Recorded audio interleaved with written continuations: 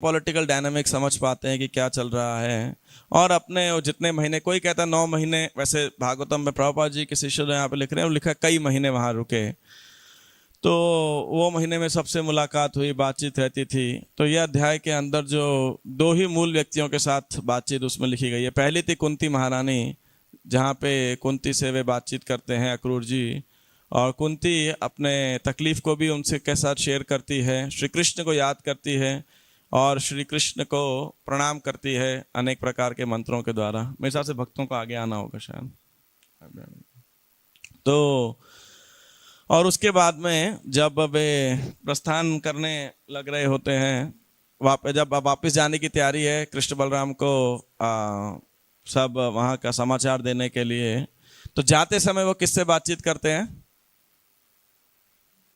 धृतराष्ट्र। तो ये जो वार्तालाप चल रही है अक्रूर जी और धृतराष्ट्र के बीच में है। और अभी ये वार्तालाप चल रही है जिसमें अक्रूर जी बोल रहे हैं, धृतराष्ट्र सुन रहे हैं। लगभग 2-3 श्लोकों के बाद में अक्रूर जी अपना बातचीत जो संदेश है वो समाप्त करेंगे, और कौन बोलेगा फिर? धृतराष्ट्र। तो अक्रूर जी समझ जाते हैं कि ये धृतराष्ट्र जो है एक बहुत ही महत्वाकांक्षी पर्सन है, इज वेरी एम्बिशियस। और हालांकि अंधा था लेकिन बड़ा था, तो राजगद्दी के प्रति उसकी स्वाभाविक अपने आप को उत्तराधिकारी समझता था उस गद्दी का, उस राज सिंहासन का, हस्तिनापुर के। और क्योंकि शारीरिक की विकलांगता के कारण वह उस राज्य को नहीं प्राप्त कर पाया और उनके छोटे भाई अनुज पांडु को प्राप्त हुआ, तो ये बात उसे सदैव खलती रहती थी। तो ये अक्रूर जी समझ गए पूरी डायनामिक्स को। और जब महाराज पांडु की मृत्यु हो गई, असामयिक मृत्यु, युवावस्था में ही वे मृत हो गए, तो अभी गद्दी खाली थी और बच्चे छोटे थे।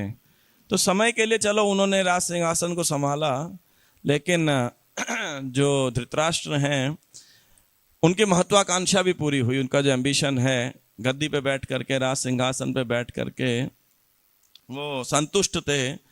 और क्या चाहते थे कि किसका, अगर ये शारीरिक रूप से विकलांग नहीं होते तो स्वाभाविक होता शायद कि उनके पुत्र जो हैं आगे इस राज सिंहासन पे बैठते शायद।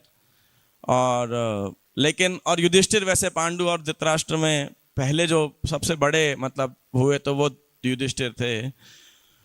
तो जब युधिष्ठिर और पांडव बड़े हो गए तो उस दृष्टिकोण से भी पांडु के उत्तराधिकारी के रूप में युधिष्ठिर महाराज को यह सिंहासन प्राप्त होना था, लेकिन यह प्राप्त हुआ नहीं।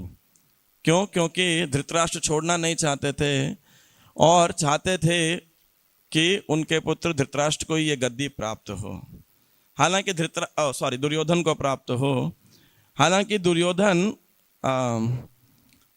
योग्यता के मामले में देखा जाए, धर्म, एक राजा की योग्यता, एक नायक की योग्यता के रूप में देखा जाए, तो निश्चित रूप से युधिष्ठिर महाराज सब प्रकार से और स्पेशली धर्म के स्थान पर जो हैं उनसे बेटर कोई विकल्प नहीं था। लेकिन फिर भी धृतराष्ट्र हर प्रकार के प्रपंच करता था, सपोर्ट करता था, खुद तो नहीं करते थे, लेकिन हर प्रकार के षड्यंत्रों में, हर प्रकार की तरकीबों में कि उसके पुत्र को ये सिंहासन प्राप्त हो सके। तो अक्रूर जी ये बात समझ गए। मैंने एक बार ये कहाँ पे डायलॉग सुना था कि दुर्योधन तो केवल धृतराष्ट्र की महत्वाकांक्षा का हस्ताक्षर है ना, is the signature of the ambitions of Dhritarashtra basically, क्योंकि इसीलिए वो सपोर्ट करता था। ऐसा नहीं था, एक तो पुत्र के प्रति आसक्ति थी, लेकिन एक दूसरा दृष्टिकोण जो बहुत अल्प समय के लिए दिखाई पड़ता है कि पुत्र से भी ज्यादा आसक्ति उसकी किससे थी? सिंहासन से राजा बने रहने के अंदर। और ये धृतराष्ट्र एक मूर्तिमान स्वरूप है ना, कि भौतिक आसक्ति क्या होती है। और ये कहाँ पता लगती है कि कैसे वो केवल पुत्र से नहीं, स्वयं से की महत्वाकांक्षिता। ये श्रीमद् भागवतम के प्रथम स्कंद के 13वें अध्याय के अंदर कुरुक्षेत्र का पूरा युद्ध समाप्त हो गया, 100 पुत्र 100 के 100 मारे गए है ना, और जितने उसके पौत्र थे, मतलब दुर्योधन दुशासन के लड़के वगैरह थे, वो भी युद्ध में पार्टिसिपेट किए, वो भी सारे मारे गए। पांडवों की साइड से केवल 5 पांडव बचे, पांडवों के भी सारे पुत्र मारे गए। तो एकमात्र कुरुवंश का अगर कोई उत्तराधिकारी बच गया था तो वो कौन था? वो भी अभी गर्भ में था, उत्तरा माता के गर्भ में परीक्षित थे। अन्य आप सोचिए, और कोई कुरुवंश में बचा नहीं था। अपने पुत्रों पौत्रों का मतलब शव देखा तो नहीं, लेकिन सुना है, देख तो नहीं सकता तो, लेकिन वो करने के बाद भी धृतराष्ट्र और युधिष्ठिर महाराज को स्थापित होने के बाद भी युधिष्ठिर कैसे पेश आते थे इसके साथ में, धृतराष्ट्र के साथ, जैसे मानो कि धृतराष्ट्र ही राजा है और धृतराष्ट्र आराम से उस राजमहल के हस्तिनापुर की गद्दी पे, राज सिंहासन पे रह रहे थे, जी रहे थे। अभी तो हार गया, सब हो गया, लेकिन कोई पश्चाताप नहीं, वो कंफर्टेबली उसी सिंहासन पे जमे हुए थे। जैसे हम देखते हैं आधुनिक लोग भी, व्यापारी हों चाहे राजनीतिज्ञ हों, मृत्यु आ जाएगी तब भी गद्दी नहीं छोड़ेंगे या गला नहीं छोड़ेंगे, है ना।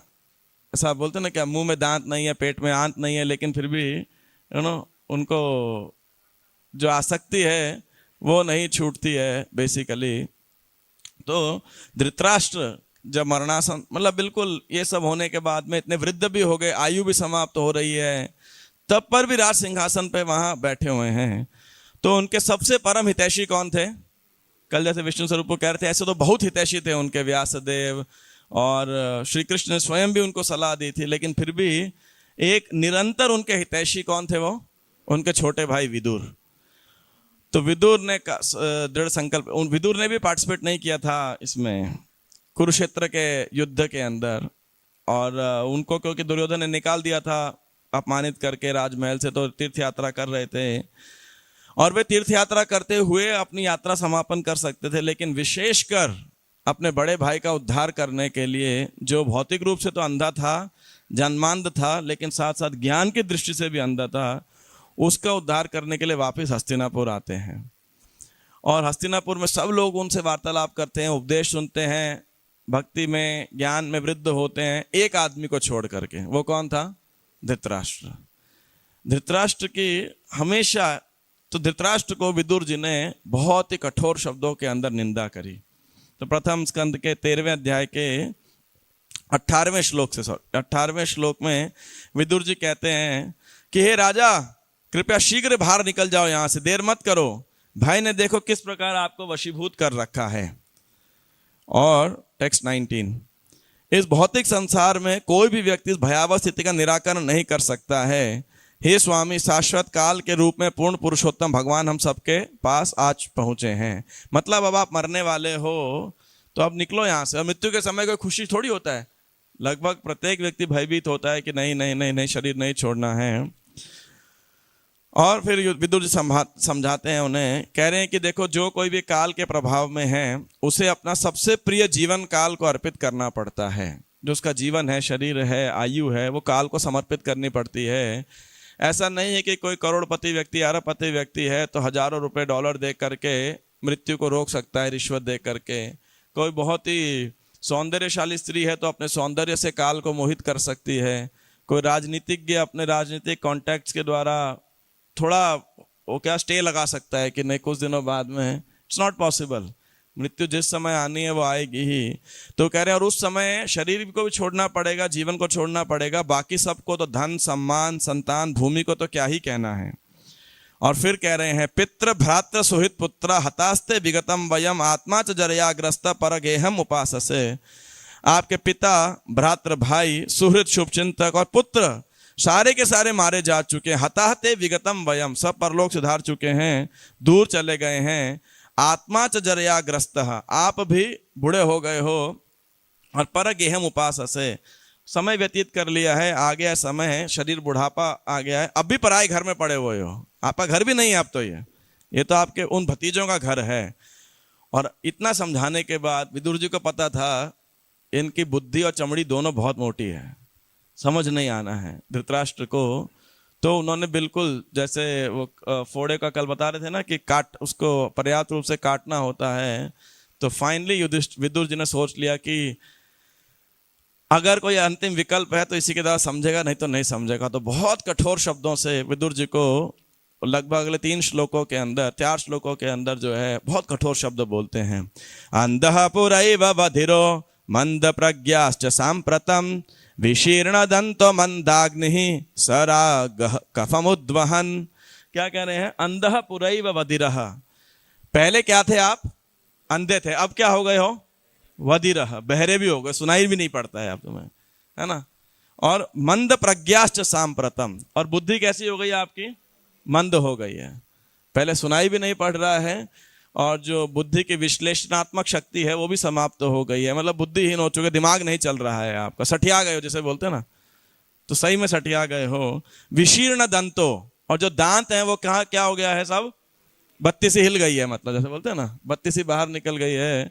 विशीर्ण दंतो मंदाग्नि, मंदाग्नि मतलब जो आपकी पाचन क्रिया है, लीवर भी खराब हो चुका है, मतलब बुढ़ापे के सिम्टम है। और क्या है? सरागः कफम उद्वहन, और नए नए राग अलाप रहे हो। कैसे राग अलाप रहे हो? खांस खांस कर गए, है ना। तो आपका पूरा बुढ़ापा आ गया। सरागः कफम उद्वहन, तो कह रहे हैं देखो इतना आप मृत्यु के कगार पे खड़े हो, फिर भी आपको समझ नहीं आ रहा है। और क्या कर रहे हो? कह रहे हैं देखो जीवात्माओं में जीने की आशा कितनी प्रबल है। अहो महीयसी जंतोर जीविताशा यथा भवान भीमापवर्जितम पिंडम आदत्ते गृहपालवत्। तो कह रहे हैं अहो महीयसी जंतो जीविताशा यथा भवान, कि देखिए महीयसी मतलब प्रबल, एक जीवात्मा में जीने की अच्छा कितनी प्रबल है।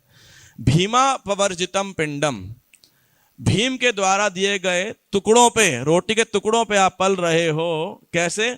आदत्ते गृहपालवत्, घर में पालतू पशु के समान, जैसे कोई कुत्ते को रोटी डालता है, ऐसे भीम, युधिष्ठिर नहीं बोला उन्होंने, स्पेसिफिकली भीम बोला। और अगले श्लोक में आएगा क्यों भीम बोला है, तो क्योंकि भीमसेन को बहुत चिढ़ थी, है ना। 100 के 100 पुत्रों का, मतलब पूरा सेंचुरी मारने का जो प्रण लिया था वो किसने लिया था?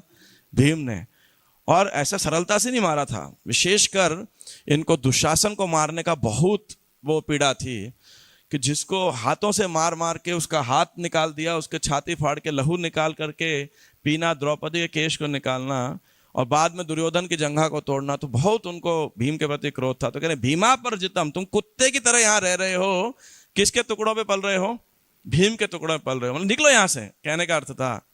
और फिर क्या कह रहे हैं कि तुम कितने नीच आदमी हो। इस श्लोक के अंदर वो ये गाली दे रहे हैं, उनके जीवन भर की नीचता का वर्णन कर रहे हैं। क्या वर्णन है? अग्निर्निसृष्ट दत्तश्च गरोदाराश्च दूषितः हृतम क्षेत्रम धनम येषाम तद्दत्तैरसुभिः क्रियत। आपने क्या किया? अग्नि निसृष्टो, वारणावत में आग लगा दिया, उनको जलाने का प्रयास किया। निसृष्टो दत्तश्च गरो, आपने क्या दिया उन्हें? विष दे दिया। बचपन में भीम को, है ना, विष दिया गया था। दाराश्च दूषिताः, उनकी पत्नी का अपमान किया। हृतम क्षेत्रम, उनके राज्य को छीन लिया। धनम येषाम, उनके धन को छीन लिया। तद्दत्तैरसुभिः क्रियत, तो आपने उन लोगों के जिनको आपने शत्रु मानते थे, जिनको आपने इतना पीड़ा दिया, उनके टुकड़ों पे पल रहे हो। मतलब कोई तो शुभ चिंतक, आपने जिसका भला किया होता, मान लो, है ना, उसने पांडवों को दान दिया होता, आज पांडवों के दान पे पहले ददाती प्रतिगृहणादि माना जाता, है ना। लेकिन यहाँ पे क्या था? वो दिया पीड़ा और ले क्या रहा है? सारी फैसिलिटी, सुविधा ले रहा है। तो बोले तुम कितने नीच आदमी हो, है ना। और फिर क्या कह रहे हैं? ओ तस्यापि तव देहोयम कृपणस्य जिजीविषोः परैत्यनिच्छतो जीर्णो जरया वाससी इव। तो कह रहे हैं मरने हेतु आपकी अनिच्छा होने पर, तुम मरना चाहते नहीं हो, तुम्हारी इच्छा नहीं है, फिर भी जो है ये शरीर अवश्य समाप्त हो जाएगा। और आत्मसम्मान की बलि देकर जीवित रहने की, मतलब कुछ तो सम्मान रखा होता, मतलब आत्मसम्मान को भी पूरी तरह आपने न्योछावर कर दिया, सेल्फ रिस्पेक्ट जिसे बोलते हैं। और क्या करो? इनके टुकड़ों में पल रहे हो, जिनको जीवन भर तुमने कष्ट दिया। लेकिन हे राजा, कितना भी प्रयास कर लो बच नहीं पाओगे, अवश्य मारे जाओगे, और पुराने वस्त्र की तुम्हारा शरीर नष्ट हो जाएगा। जय श्री श्री राधा राधिका रमन कृष्ण बलराम जगन्नाथ बोले सुभद्रा महारानी की जय, श्री गौरनिताय की, श्रील प्रभुपाद की जय। तो ऐसा विदुर जी उनको इस प्रकार से कठोर शब्दों में उपदेश देते हैं। तो अब जाके धृतराष्ट्र फाइनली जागते हैं, और जागते हैं तो फिर क्या करते हैं? राजमहल को त्याग कर देते हैं फाइनली। और गांधारी भी बिना किसी को बताए, किसको भी नहीं बताया, और इवन संजय तक को भी नहीं बताया, जो उनके सबसे क्लोजेस्ट एसोसिएट रहे थे। तो ये धृतराष्ट्र जो है ये एक ज्वलंत उदाहरण है प्रबल भौतिक आसक्ति का। ये जो भौतिक आसक्ति है व्यक्ति को इतना या भोगने की इच्छा जो है व्यक्ति को वास्तविकता में बेशर्म बना देती है। तो जैसे कल कालू और लालू की कहानी सुना रहे थे, तो कैसे कि कोई व्यक्ति जब आसक्त होता है तो वो किसी का मार्गदर्शन नहीं ले पाता है, और ऐसे 4 शिक्षा उन्होंने दिया था। तो मैं भी एक या दो पहलू भौतिक आसक्ति का चर्चा करने वाला हूं कि भगवान की माया शक्ति जो है कैसे व्यक्ति को बंधन में डाल करके उसको बिल्कुल कह सकते हैं इतने चमत्कारिक ढंग से कार्य करती है कि व्यक्ति को समझ ही नहीं आता है माया शक्ति कैसे उसे मूर्ख बना रही है ना। तो आप देखिए धृतराष्ट्र, तो ये उसका प्रबल उदाहरण है, मेटीरियल अटैचमेंट्स को मेंटेन रखे तो। और इसीलिए ये श्रीमद् भागवतम के 5म स्कंद के 18वें अध्याय के में जम्बूद्वीप के निवासियों द्वारा स्तुति, इसमें 3 नंबर एक श्लोक है। ये बहुत सुंदर श्लोक है, इसका तात्पर्य भी बड़ा विचित्र है और श्लोक भी। अहो विचित्रम भगवत विचेष्टितम ग्रंथम जनो यम हि मिशन्न पश्यति ध्यायन्न सद्यर्हि विकर्म सेवितुम नृत्य पुत्रम पितरम जिजीविशति। तो कह रहे हैं अहो विचित्रम, कितनी विचित्र बात है। क्या विचित्र बात है कि मूर्ख संसारी अपने सर पर नाचती हुई मृत्यु की ओर भी ध्यान नहीं देता। मृत्यु आ रही है लेकिन आदमी क्या सोचता है, नहीं आई विल लिव 100 ईयर्स, लोग 80 साल का हो जाएगा तब भी लोग बोलेंगे मे यू लिव 100 ईयर्स, और थाउजेंड्स ऑफ ईयर्स, है ना, ऐसा लोग बोलते हैं।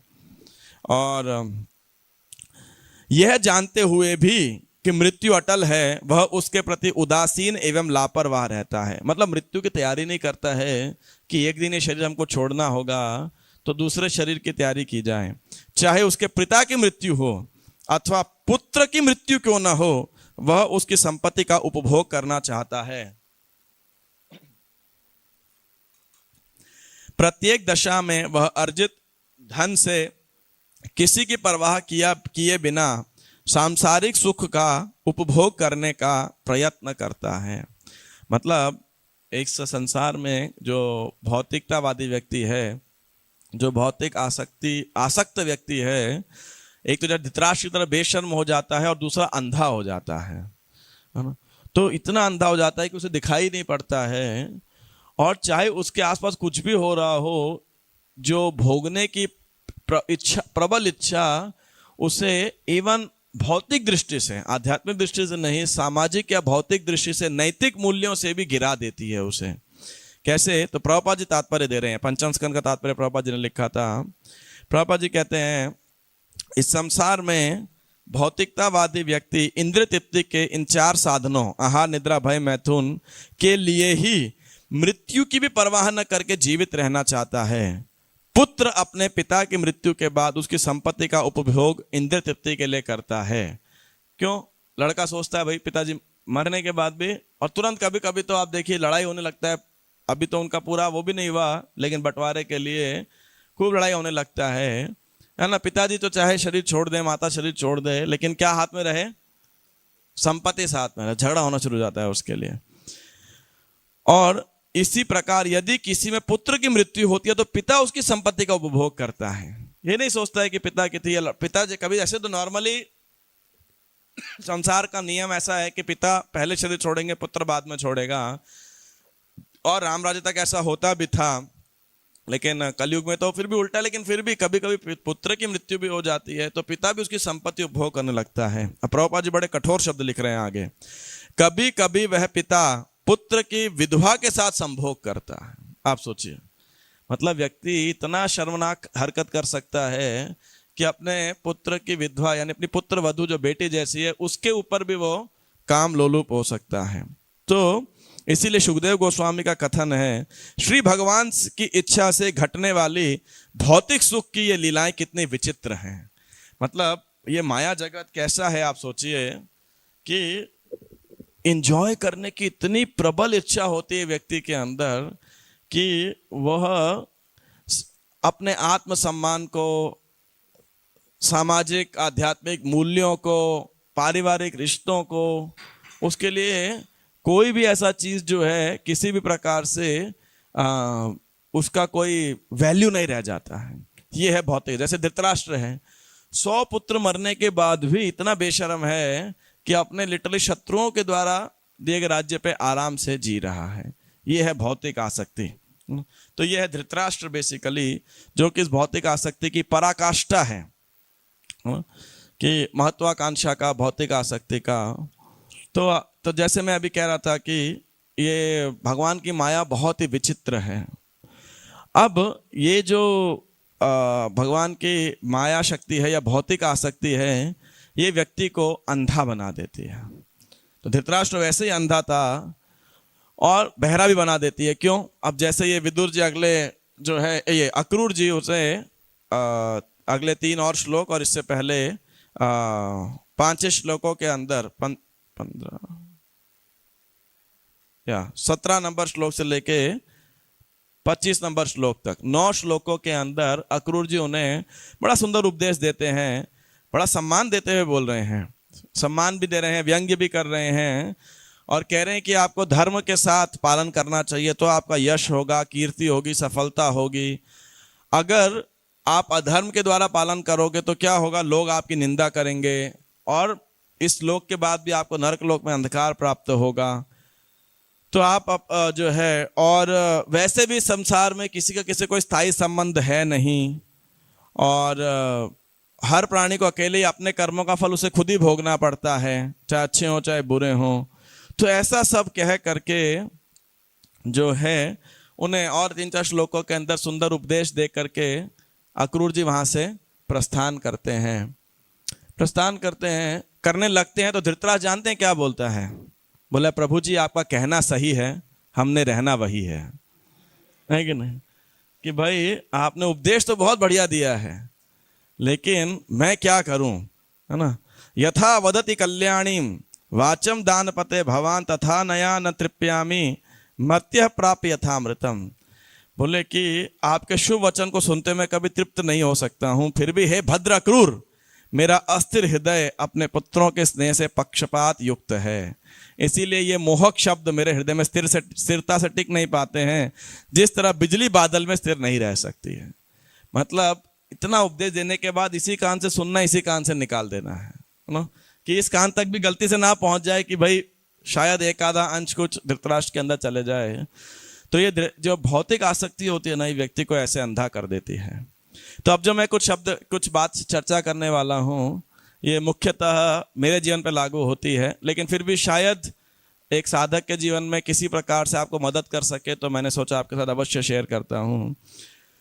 तो ये जो भौतिक आसक्ति व्यक्ति को एकदम अंधा बना देती है, आसक्त व्यक्ति को। देखिए, भौतिक सुविधा होना या भौतिक संपत्ति होना ये एक बात है।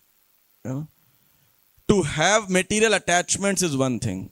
भौतिक आसक्ति के साधन होना वो एक बात है, और आसक्ति को बनाए रखना ये दूसरी बात है।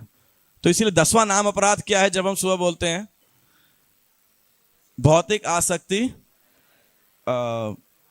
भगवान नाम के इतनी अगाध महिमा का श्रवण करने पर भी श्रद्धा न होना, और भौतिक आसक्ति बनाए रखना। To not have complete faith in the chanting of the holy name and to maintain material attachments even after understanding so many instructions on this matter.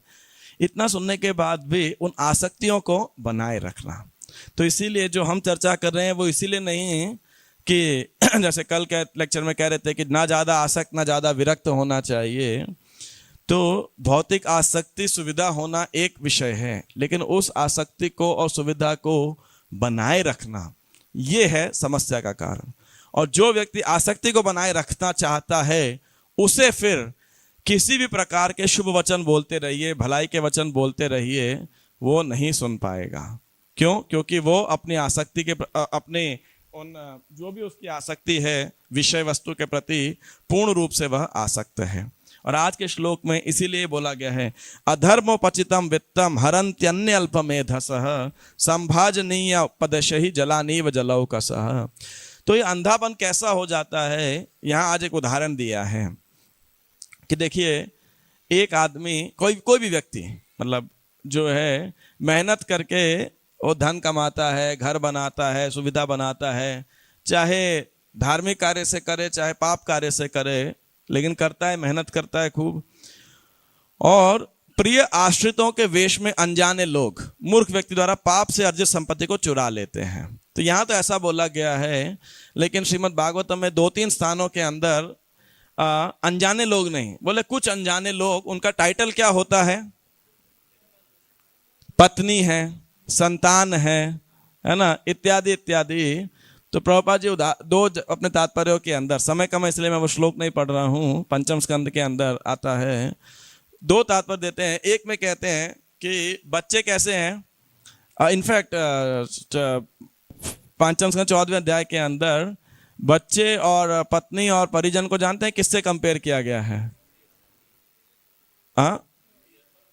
लोमड़ी, फॉक्स एंड जैकल्स, है ना, शायद उल्लू से भी किया गया, पता नहीं ऐसा कुछ। तो कह रहे हैं कि वो हमेशा पिता के पास जाएंगे, पिताजी ये दो, पिताजी ये दो, पिताजी ये दो। अभी मान लीजिए आपके पर्स से कोई पैसा निकालेगा, उसे आप क्या बोलोगे?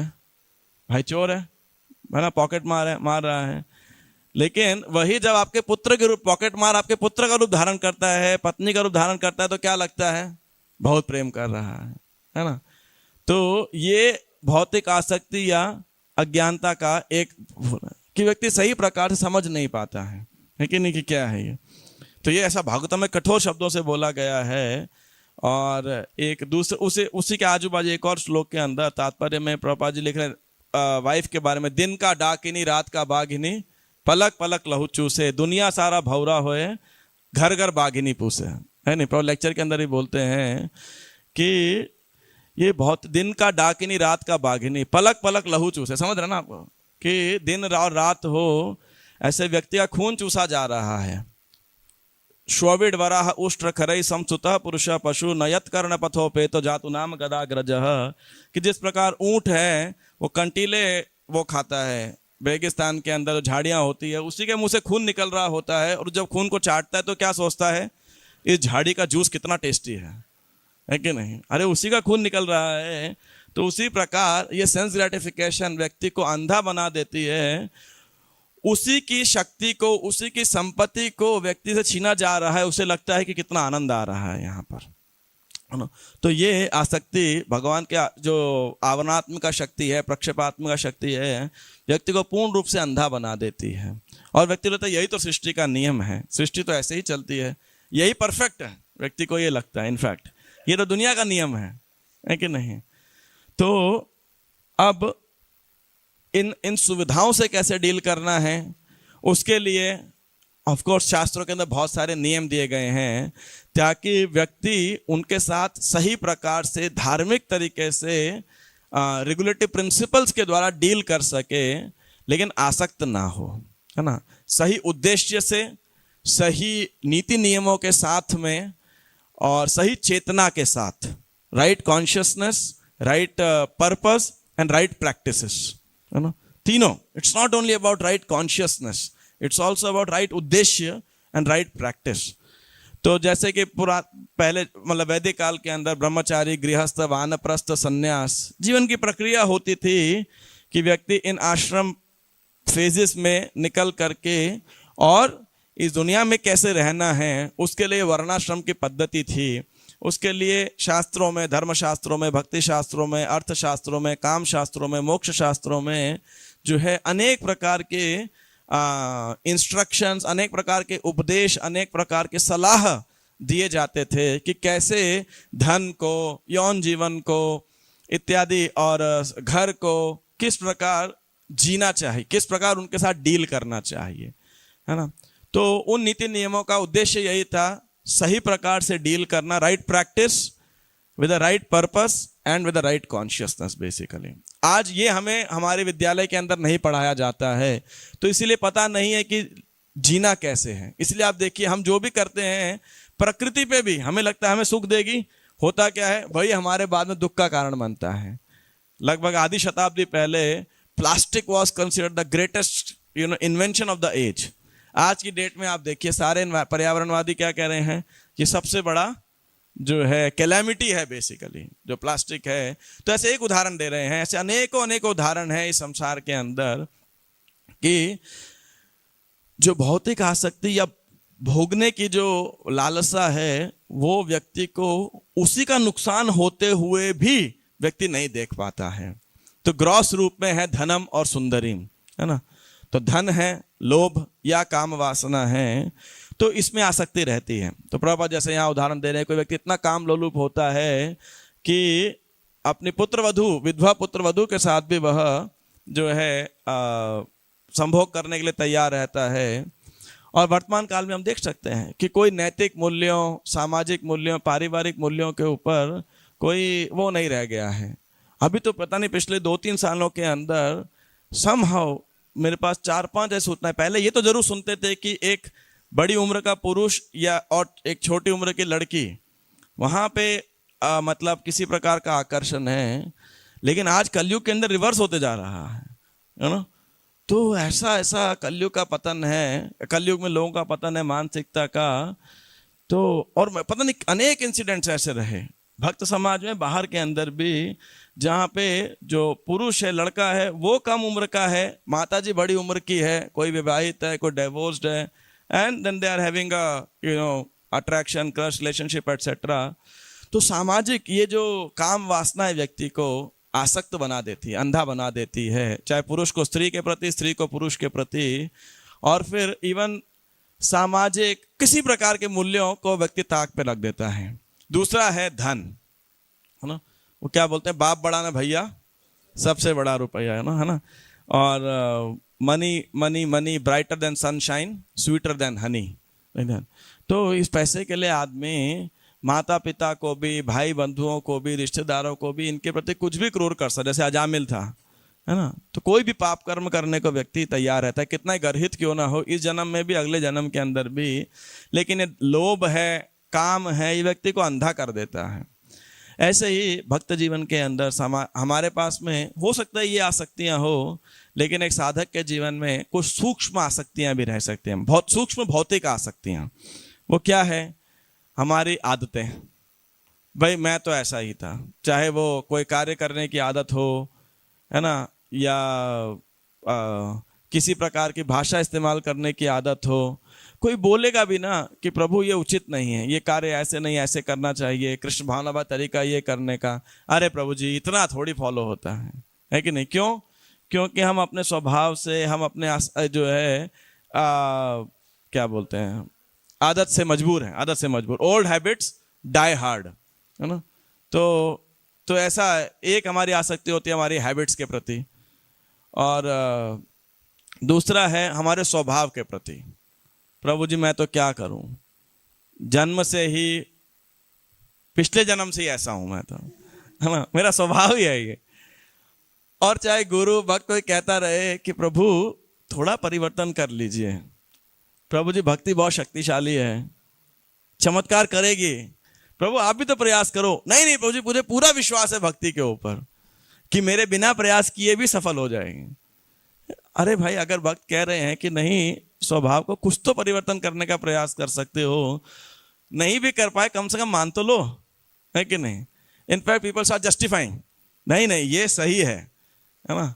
और उसके बाद जो थोड़े पंडित होते हैं तो हमारे पास शास्त्रों से भी अनेक उदाहरण है, अनेक फिलोसॉफीज है, एटसेट्रा। एनी हाउ, तीसरा है हमारे सुविधाएं, है ना, कि लोगों को सुविधा से बड़ी आसक्ति होती है एक सर्टेन लेवल पे, यू नो, चाहे वो गृहस्थ हो, वैराग्य आश्रम के अंदर हो, चाहे छोटी सुविधा हो, है ना। ऐसा नहीं कि कोई राजमहल है, लेकिन जैसे छोटे बच्चों में होती है कभी कभी, है ना। तो बच्चा क्या है, वो ऐसा मान लो 2 कुर्सी है या सोफा है, उसको पंखे के नीचे ही जाली सीट चाहिए मानो, है ना, या एसी के बाजू वाली चाहिए, तो झगड़ा करते हैं आपस के अंदर, है ना। तो ऐसे ही कुछ कुछ छोटी छोटी चीज़ों के ऊपर व्यक्ति जो है सुविधाओं के प्रति बड़ा आसक्त हो जाता है कभी कभी। और सुविधा कैसा है, जैसे अभी गर्मी में आप देखे होंगे सुराही बोलते हैं ना, सुराही, इसका मुंह अभी तो शायद नहीं देखता, मुंह छोटा रहता है, मिट्टी का बना रहता है। देखियो घड़ा तो जैसे उसका मुंह बड़ा होता है, लेकिन सुराही क्या बोलते हैं हिंदी में से, और सुराही बोलते हैं ना। अभी तो दिखने को नहीं मिलती होगी इसलिए किसी को पता नहीं है उसका। चलो अच्छी बात है, दिखने को मिलती है, आप समझ गए। कुल मिलाकर उसका मुंह छोटा रहता है, नीचे पानी रखा जाता है। तो एक बारी किसी ने उसके अंदर ऐसा मूंगफली चना डाल के रखा था, मूंगफली और चने, उसके दाने। तो एक बंदर आया, अब हाथ डाल दिया अंदर और अंदर देखा उसको चने और मूंगफली पकड़ लिया, लेकिन अब उठाया तो मुट्ठी बंद हो गई। मुट्ठी जब बंद हो गई तो अब सुराही से निकल नहीं पा रही है, तो फंस गया, पूरा जान लगा रहा है लेकिन निकल नहीं पा रही है। अब यहाँ से शिकारी आया और बंदर को उसने कैद कर लिया। क्यों?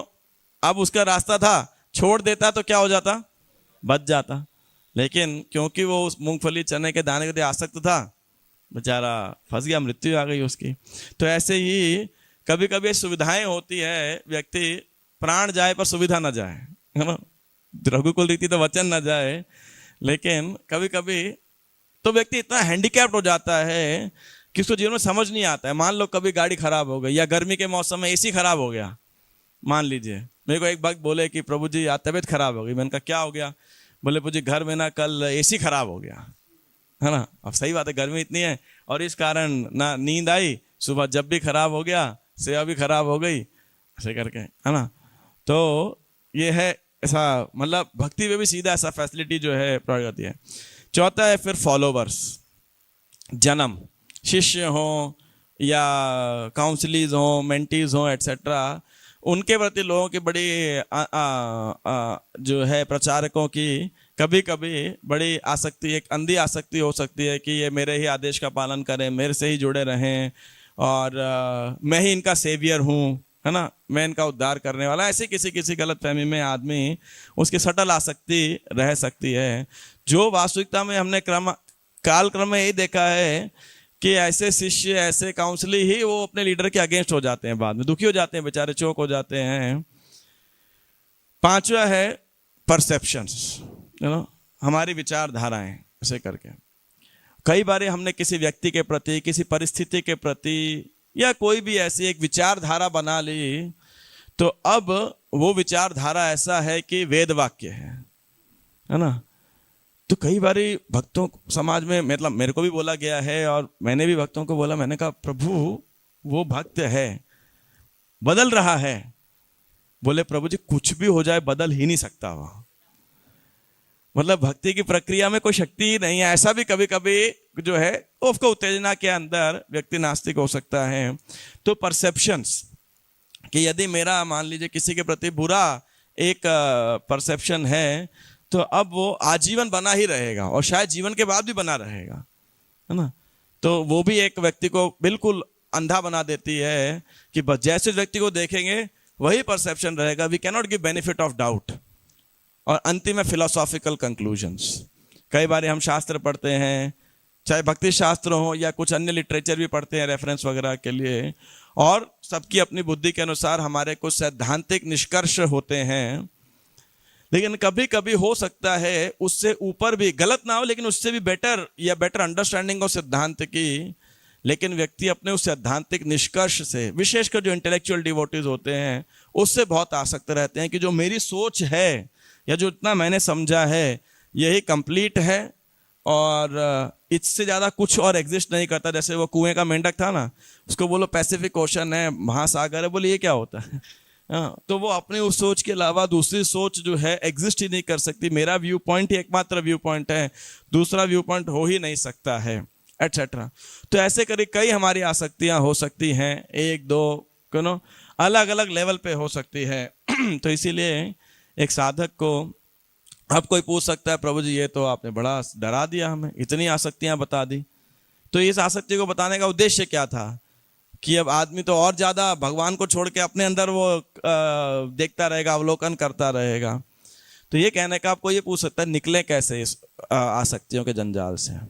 आसक्ति को निकलने के लिए 2 या 3 बड़े सरल सॉल्यूशन, ज्यादा कुछ मेहनत नहीं, मतलब मेहनत करना है उन स्टेप्स को फॉलो करने के लिए।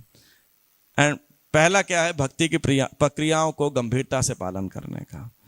यानी ये कह सकते हैं कि भक्ति की क्रियाओं से या प्रक्रियाओं से आसक्ति, वही आसक्ति भौतिक प्रक्रियाओं के प्रति थी, भोजन के प्रति थी, घर के प्रति थी, संतान के प्रति थी, पारिवारिक रिश्तों के प्रति थी, सिनेमा के प्रति थी, इत्यादि इत्यादि।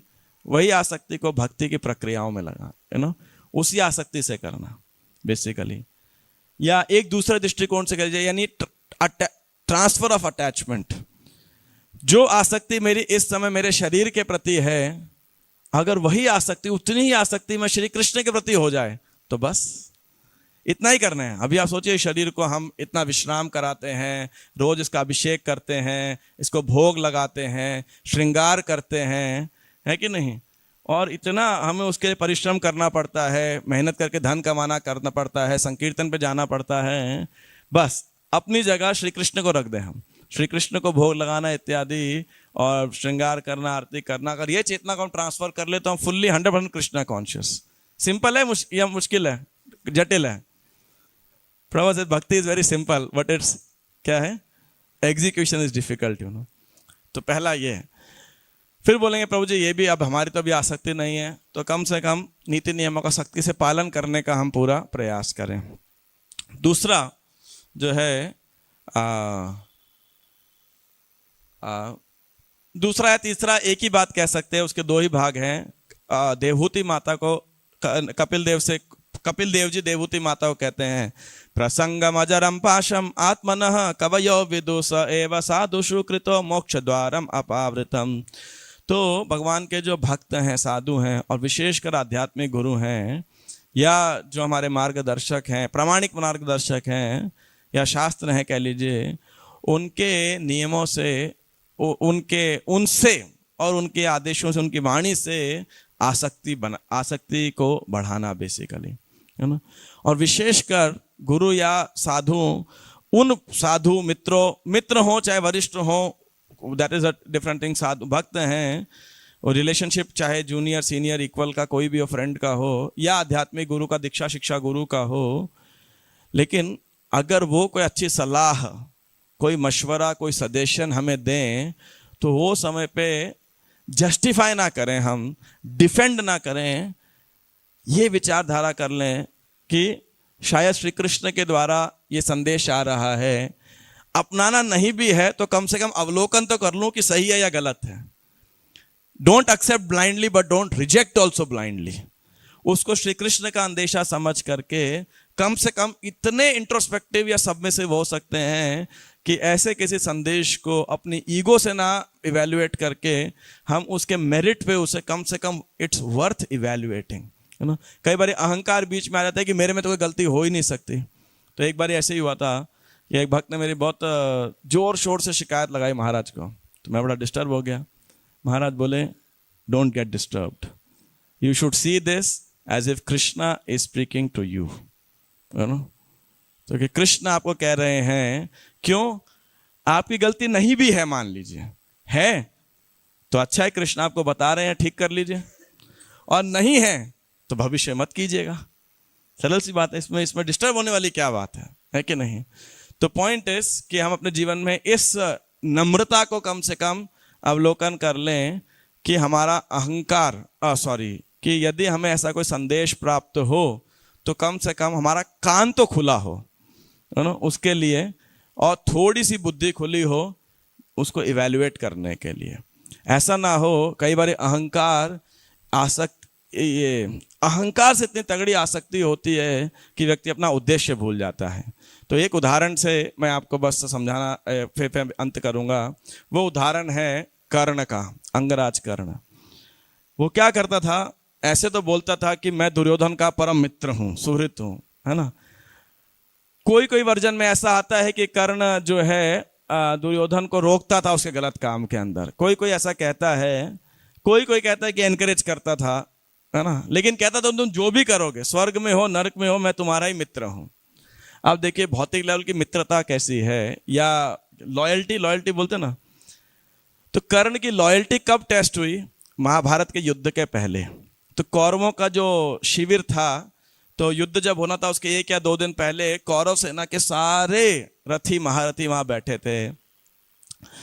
तो दुर्योधन ने पूछा भीष्मदेव से कि आप पांडवों और हमारे पक्ष के, दोनों पक्ष के योद्धाओं के विषय में बताइए कि उनकी क्या भूतकाल में क्या क्या युद्ध किए, क्या उनकी स्ट्रेंथ है, क्या उनकी कमजोरी है, किससे जीते किससे हारे, उनके शक्ति के बारे में आप बताइए। और भीष्म तो बड़े ज्ञानी थे, राजा भी थे, और मतलब क्षत्रिय थे, बृहस्पति के शिष्य थे, और राजनीति जानते थे। तो हर जगह पे गुप्तचर हुआ करते हैं तो खूब जानकारी रखते थे। तो भीष्मदेव एक एक योद्धा के बारे में खूब डिटेल में चर्चा करने लगे। तो पांडवों के बारे में बताया, फिर उसमें अर्जुन के बारे में बताया। तो उन्होंने बोला अर्जुन के समान कोई महावीर है? तो बोले हाँ, 2 और योद्धा हैं पांडव सेना के अंदर अर्जुन के ही समान पराक्रमी। कौन कौन? एक सात्यकी और दूसरा अभिमन्यु। तो उन्होंने बोला वो लगभग एक अर्जुन का पुत्र है, एक अर्जुन का शिष्य है। बोले लगभग अर्जुन के ही समान है वो अनलिमिटेड महारथियों के साथ लड़ सकते हैं। अच्छा ठीक है, अब हमारी सेना के बारे में बताइए। तो सबका डिस्क्राइब किया, द्रोणाचार्य, कृपाचार्य, ये वो। 2 लोगों को भूल गए, बोले 2 लोगों के बारे में नहीं बोला। पहला कौन? अश्वत्थामा, और दूसरा कर्ण। तो द्रोणाचार्य ने दुर्योधन ने बोला भाई गुरुपुत्र के बारे में बताइए, द्रोणपुत्र अश्वत्थामा के बारे में। बोले इसके बारे में क्या बताना है, ये तो अर्धरथी है, हाफ वॉरियर। क्यों भाई? देखो ब्राह्मण खानदान में पैदा हुए, अस्त्र शस्त्र की शिक्षा है, लेकिन इसको प्राण बहुत प्यारा है अपना। क्षत्रिय वीरगति को प्राप्त तत्पर रहता है, डरता नहीं है, भागता नहीं है। लेकिन इसके प्राण में बात आएगी ना, ये भाग जाएगा। तो ये मतलब ऐसा करके ठीक है, शक्ति है इसके पास, कई योद्धा अस्त्र शस्त्र है, वो सब है। लेकिन ना द्रोणाचार्य कुछ बोले ना अश्वत्थामा कुछ बोले। बोले ठीक है, बात तो गलत नहीं है, कमजोरी है तो है, सत्य झूठ क्या है इसके अंदर, अपमान थोड़ी है, सत्य सत्य है। और जानते थे भीष्म पितामह कोई द्वेष नहीं करते हैं। अब बोला मेरे मित्र कर्ण के बारे में बताओ। बोले इसके बारे में क्या बताना है, ये भी अर्धरथी है। बोले अर्धरथी कैसे है? वो बहुत गुस्सा आ गया। तो बोला देखो ये जब इसका अल्टीमेट मैच होगा, इसने हिट विकेट आउट होना है, इसको तो बॉलिंग की भी जरूरत नहीं है। क्यों भाई? जितना गुरु परशुराम से शिक्षा सीखा था वो सब भूल जाएगा, इसको शापित है। तो जब इसका फाइनल अर्जुन से लड़ने के लिए तुमने इसको बचा के रखा है, तो वो युद्ध में तो सारी शिक्षा ही समाप्त हो जाएगी, इसकी काम ही नहीं आने वाली। दूसरा ब्राह्मण का श्राप है कि इसका पहिया रथ, वो क्या बोलते हैं, रथ का पहिया धरती में चले जाएगा।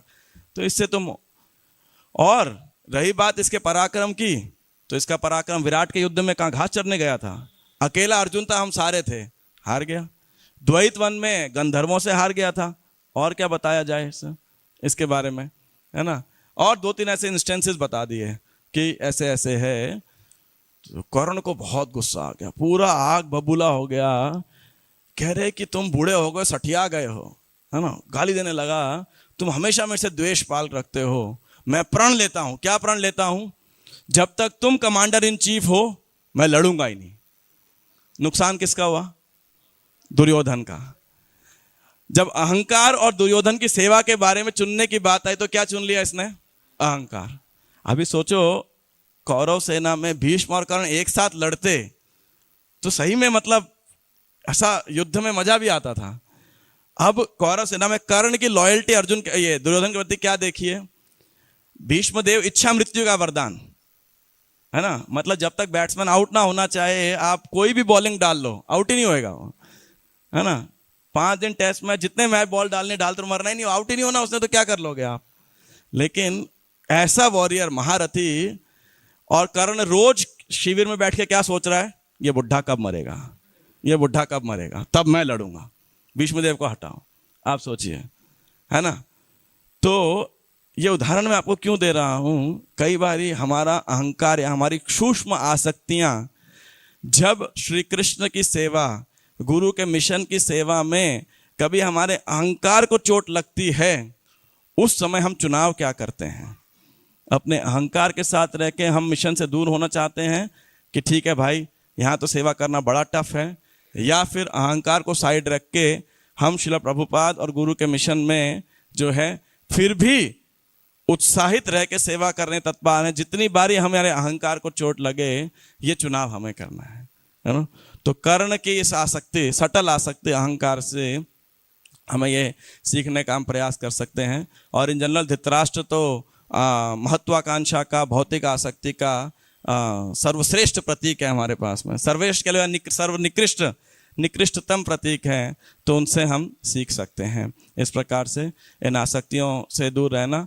और कम से कम मैं इसलिए ये बात बोली कि जब हमें कोई मित्र, कोई शुभचिंतक, हमारे परिवार वाले या कोई भक्त, गुरु, कोई भी हमें कभी कोई अच्छा संदेश दें, तो हमें ऐसे नहीं होना चाहिए, प्रभु जी आपका कहना सही है और हमने रहना वही है ना।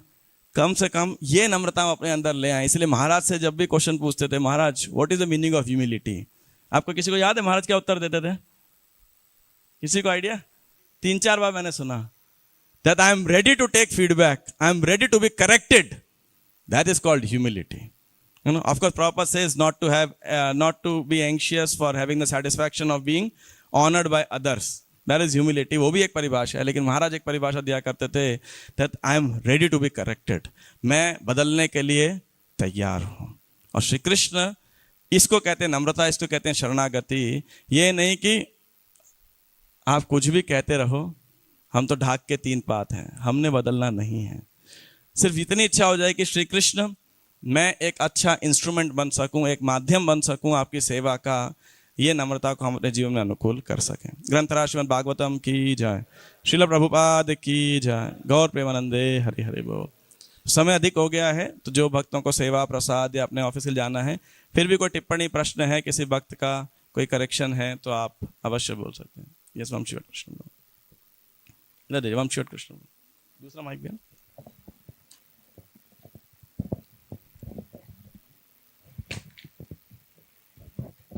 हरे कृष्णा। और ये सारे वचन मैं आपके लिए नहीं कह रहा था, जस्ट अपने आप को रिमाइंड करने के लिए। कहना बहुत आसान है, but to practise them is very difficult. Yes प्रभु जी। हरे कृष्णा प्रभु जी, नाइस लेक्चर, नाइस इंस्ट्रक्शंस। प्रभु जी कुछ प्रैक्टिकली, जैसे हम लोग देखते हैं, हम साधक हैं, अभी साधना भक्ति कर रहे हैं, उसका प्रयास कर रहे हैं, तो कई बार जैसे प्रभुपाद जी परपट में लिख रहे हैं कि ये जो संपत्ति है ये क्षणिक है, और इस संपत्ति की वजह से जो साधक है उसको तो मालूम है कि क्षणिक है, और जो दूसरा है तो उसकी वजह से कई बार पारिवारिक संबंध भी खराब हो जाते हैं। और उस वक्त साधक के भक्त के जीवन में थोड़ी उथल पुथल होती है, तो उसमें उनको संपत्ति के लिए लड़ना चाहिए, छोड़ना चाहिए, क्या करना चाहिए? एक प्रश्न, ये वाला एक प्रश्न है।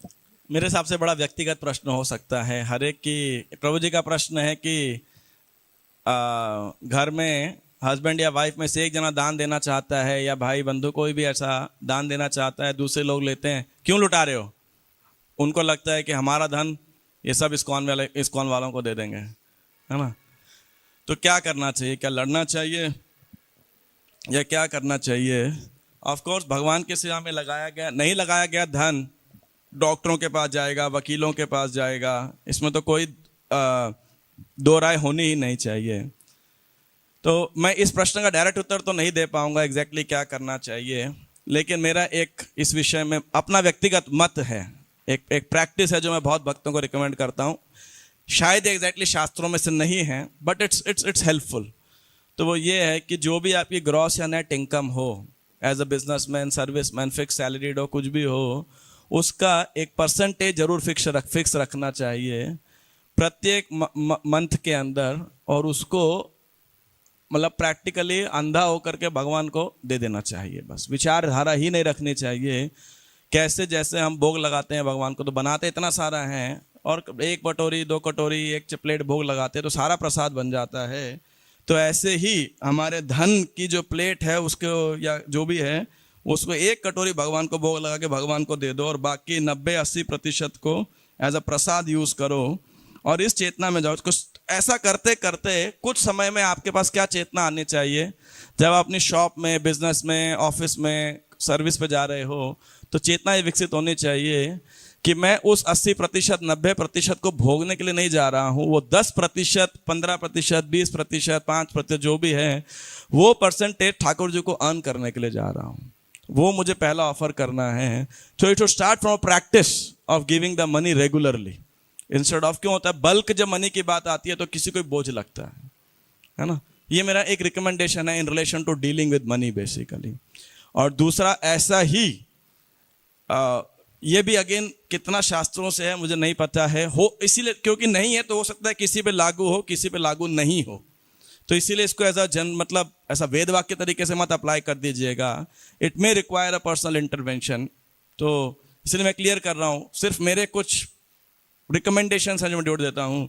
तो ऐसे ही कोई पारिवारिक व्यक्ति है, समाज है, तो ऐसे ही कुछ परसेंटेज अपने इनकम का इस प्रकार मैनेज करना चाहिए कि परिवार और समाज के लिए, मतलब खास कर परिवार के लिए, इमीडिएट परिवार के लिए भी आपके पास खर्च करने के लिए धन अवश्य हो। कई बार हम इतने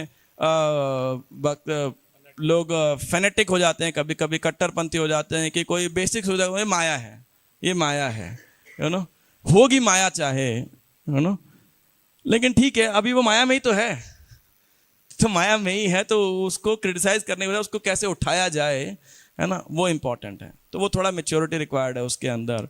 तो टाइम टू टाइम थोड़ा उधर स्पेंड करना भी आवश्यक है, बुद्धिमता के साथ में। एक्चुअली कई बार डिवोटीज नहीं, लोगों को पता नहीं होता है कि पैसे को खर्च कैसे करना है और प्रेजेंटेशन कैसे करनी है।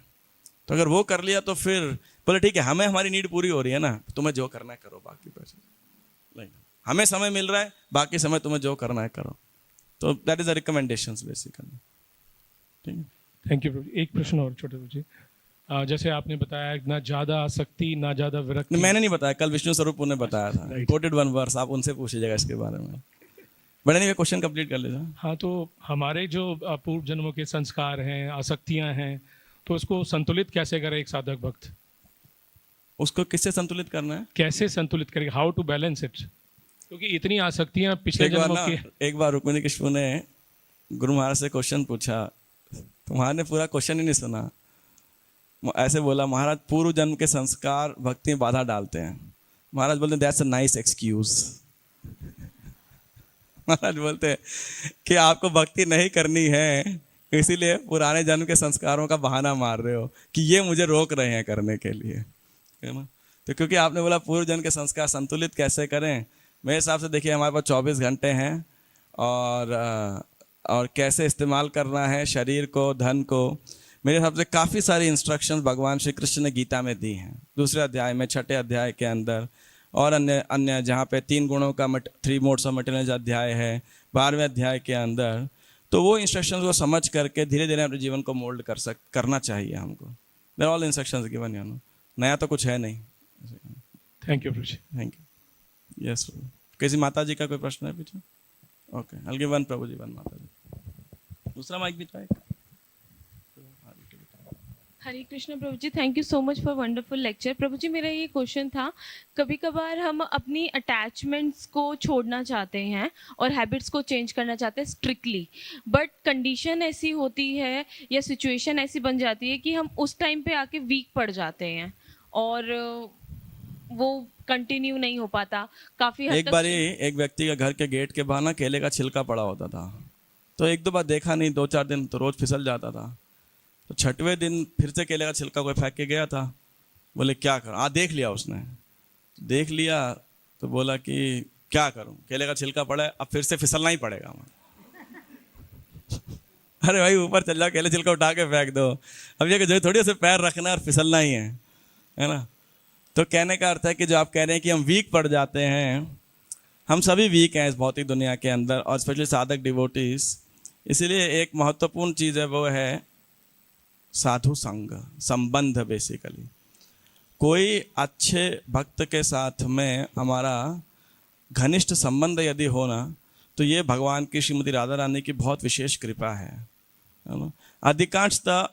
अधिकांशतः not everybody, but still we are loners in Krishna consciousness, even after growing up in Krishna consciousness। तो अगर हमारे पास में, अगर हम अपने संबंध को, और एक दिन में संबंध नहीं बनता है, देखिए इट रिक्वायर, एक मेच्योरिटी के बाद में संबंध बनते हैं, क्योंकि मेच्योर लोगों को ही पता है ईगो से कैसे एडजस्ट करना है, एनवी को कैसे हटाना है ना, अदोषदर्शी बनना है। तो इसके लिए हमें प्रयास करना चाहिए भक्तों के साथ रेगुलर लेवल पे संबंध बनाने का, मैच्योरिटी के साथ, शास्त्रों के नियमों के अनुसार। तो वो हमें हेल्प कर सकते हैं कि जब हम वीक पढ़ें या हम कुछ नया संकल्प लें, वीक तो बाद में पढ़ें, जब संकल्प भी लें वो हमारी मदद कर सकें। We call it, you know, reading. कोई रीडिंग में वीक है तो they call study buddy, you know, उसको रिपोर्ट करना है, ऐसा है कि मैंने ये पढ़ा, ये डिस्कशन किया। Likewise for any other thing, you know, we should if we have, it's very helpful. ठीक है, thank you so much Prabhu जी।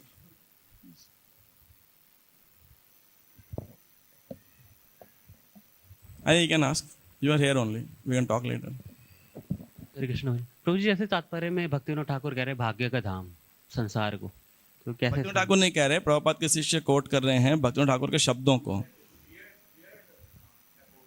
हाँ हाँ, एक second, let him complete the question. हाँ, तो क्वेश्चन क्या है तो आपका? कैसे भाग्य का धाम कैसे कहेंगे इस संसार को, जैसे भक्ति विनोद ठाकुर कह रहे हैं? भाग्य का धाम मतलब इंग्लिश में क्या लिखा है? Weird aboard. ये हिंदी का अनुवाद ठीक नहीं है, मतलब ये अजूबा है। इसका सही शब्द है भाग्य का घर, वो it's not, it's a wrong translation. ये दुनिया एक अजूबा है, विचित्र स्थान है। केशव तुवा जगत विचित्र, है कि नहीं? तो ये जगत विचित्र है, कहना है मतलब।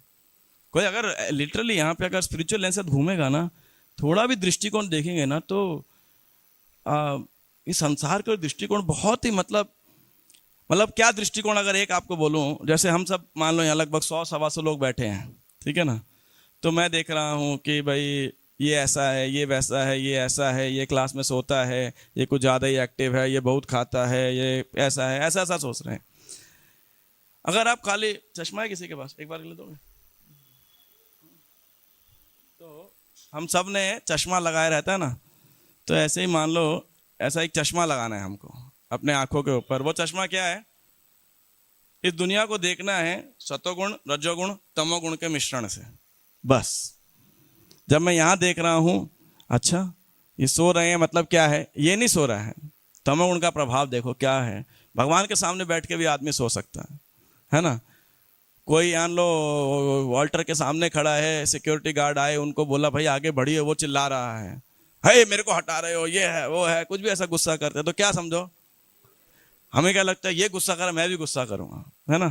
तो उधर क्या देखो आप, रजोगुण का प्रभाव है, ठीक है ना? कोई बड़े ध्यान से सुन रहा है तो सतोगुण या विशुद्ध सत्व का प्रभाव होगा, कुछ भी होगा। तो अभी आपको डील किसके साथ करना है? सतोगुण के साथ, रजोगुण के साथ, तमोगुण के साथ में। अगर ऐसा चश्मा लगा लिया ना ऐसा, अरे यार सतोगुण का प्रभाव देखो कैसे कैसे आदमी को काम कराता है, रजोगुण से ऐसे काम कराता है। कल सुबह ये व्यक्ति रजोगुण में था, आज सतोगुण में है, कल तमोगुण में है, you know, different time frames के अंदर वही व्यक्ति अलग, जो कैसे इन सतो रजो तमोगुण की मैनिफेस्टेशन है। तो अब आपका प्रश्न ये नहीं है कि मुझे सामने वाले व्यक्ति से कैसे डील करना है, मुझे सामने वाले व्यक्ति के सतो रजो तमो के मैनिफेस्टेशन से डील करना है। You know, you start looking the world in a really different way. अब आप बुद्धि लगाओ डील करना कैसे है भाई, और इन सतो रजो तमो से डील करने के भगवान ने क्या निर्देश दिए हैं। And that is how a gentleman, प्रभा जी कहते हैं वन एस्पेक्ट ऑफ जेंटलमैन कि my devotee is a real gentleman, क्योंकि इसीलिए वो अदोषदर्शी बन पाते हैं। क्यों? वो देखते हैं प्रकृति के तीनों गुण व्यक्ति को एकदम कार्टून नेटवर्क बना के यहाँ पे चला रहे हैं। लिटरली हम सारे के सारे अगर एक दूसरे को देखें, अपने आप को भी देखें ना, तो हम एकदम टिपिकल कार्टून हैं।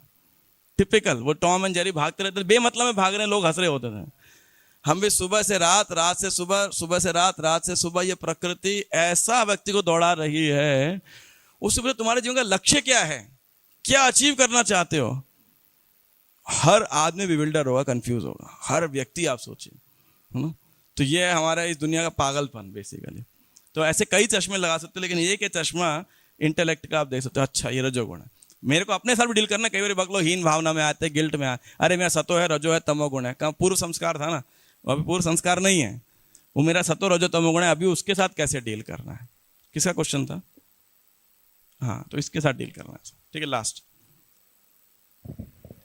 तो जी जैसे कभी कभी हमें फीडबैक मिलता और जनरली सतो रजो तमो से डील करने के लिए आपको क्या कैपेबल या क्या योग्यता चाहिए जानते हैं? आपको कहाँ स्थित होना पड़ेगा? हाँ जी, अगर शुद्ध सत्व नहीं है, कम से कम सतोगुण के अंदर, सतोगुण में ज्ञानम और दूसरा क्या है, सुखम ज्ञान होता है। ये दृष्टि, ये सतो है, ये रजो है, ये तमो है, इतना भी ज्ञान हो जाए तो it's a very good step. Yes, तो जैसे फीडबैक मिलता है तो एक मन के फीडबैक मिलता है, फीडबैक, हाँ फीडबैक या करेक्शन मिलता है, तो मन और इमोशन के लेवल पर तो जनरली खराब लग ही जाता है, और फिर थोड़ा बुद्धि यूज करके उससे बाहर निकल जाते हैं। तो कुछ ऐसा तरीका है कि मन और इमोशंस के लेवल पर व्यक्ति थोड़ा ये खराब ना लगे? बड़ा सिंपल है, कोई फीडबैक मिले तो उसको कभी फर्स्ट पर्सन में लेने का ही नहीं। कभी मतलब मुझे फीडबैक दिया है ऐसा लो, क्योंकि बुरा लगेगा।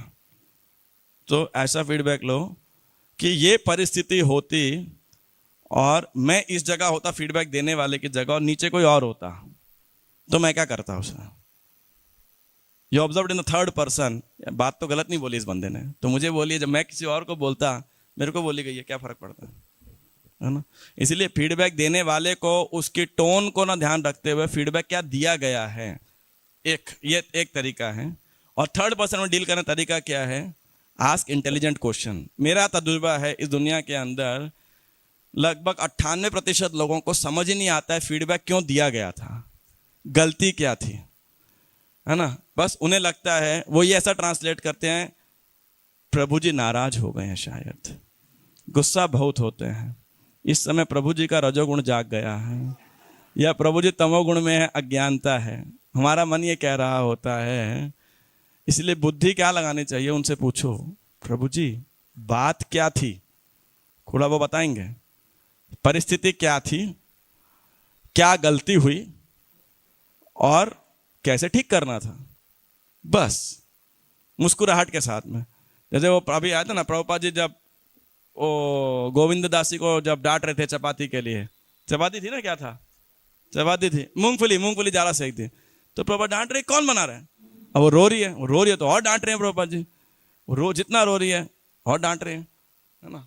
तो मैं 1 मिनट और 2-3 मिनट लेता हूँ। सत्स्वरूप महाराज जब प्रभुपाद जी के सेक्रेटरी बने तो उन्होंने, प्रभुपाद जी ने अपने लेटर के अंदर लिखा कि मैं एक पर्टिकुलर कागज इस मेल के साथ और भेज रहा हूँ, please find attach this attachment. अभी तो ईमेल से नहीं, डाक के साथ में। अब ये तो अब स्वाभाविक है, सेक्रेटरी को वो जो कागज है वो उसमें अटैच करके डाक से भेजना होगा ना। तो सत्स्वरूप महाराज वो अटैच करना भूल गए। उस बंदे ने लेटर पढ़ा, प्रभुपाद लेटर आया, I understood everything but where is that attachment, वो जो अटैच पत्र है वो कहाँ पे है। अब समझ गए, प्रभुपाद जी ने बुलाया तो बोला, अब सोचिए प्रभुपाद जी कितनी बेइज्जती हो गई, या स्वामी जी कितने बेवकूफ हैं, है ना। इतनी लिखा है, इतनी मतलब प्रभुपाद की कितने सेल्फ रिस्पेक्ट में डाउन होगी ना, कि कितने मूर्ख हैं ये। तो प्रभुपाद जी ने बुलाया उनको, सत्स्वरूप महाराज, उस समय सत्स्वरूप प्रभु थे, ये दीक्षा हो गई थी यहाँ। तो प्रभुपाद जी ने उनको बोला कि भाई देखो ऐसा लेटर आया, तुमने क्या किया।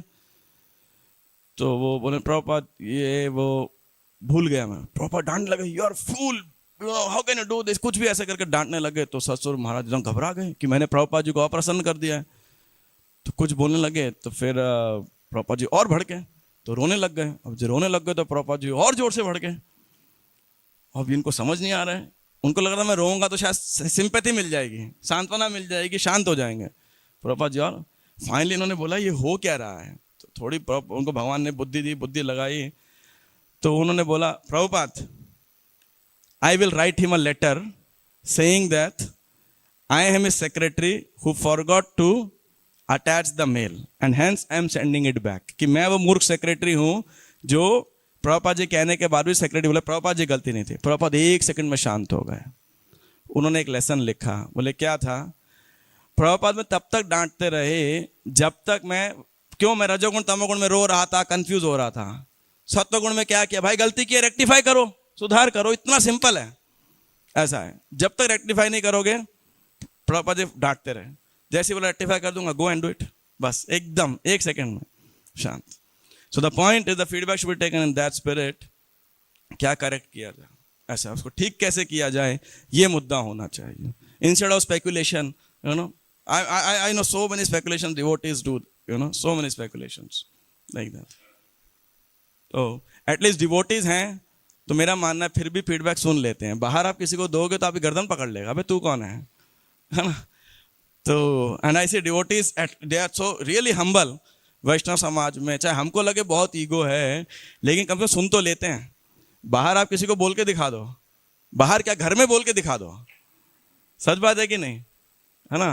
वो क्या बोलते हैं, रोटी कपड़ा बंद हो जाएगा, ऐसा है कि नहीं। सो दैट तो डिवोटीज हैं तो सुन लेते हैं। ऑफ कोर्स मैच्योरिटी है फीडबैक देने वालों की भी, और किस प्रकार से दिया गया है, क्या दिया गया है, all this things. But very important thing in our Vaishnava community especially for our selfs, not for community actually, हमारे अपने ग्रोथ के लिए, कृपा को आकर्षित करने के लिए, आध्यात्मिक शक्ति को होल्ड करने के लिए ये नम्रता इंपॉर्टेंट है। अरे भाई सामने वाला कोई वैष्णव कह रहा है ना, मैं वैष्णव की बात मान लेता हूँ, चलो और कुछ नहीं तो एटलीस्ट बेयर मिनिमम इतना तो हो, है ना। कम से कम वैष्णव की बात मान लेते श्री कृष्ण प्रसन्न हो जाएंगे, इतना तो कम से कम सोच सकते हैं ना। नहीं हम तो बस वही हैं जी, तो that is the bad thing. Hare Krishna. धन्यवाद। ग्रंथराज श्रीमद् भागवतम की जय। श्रील प्रभुपाद।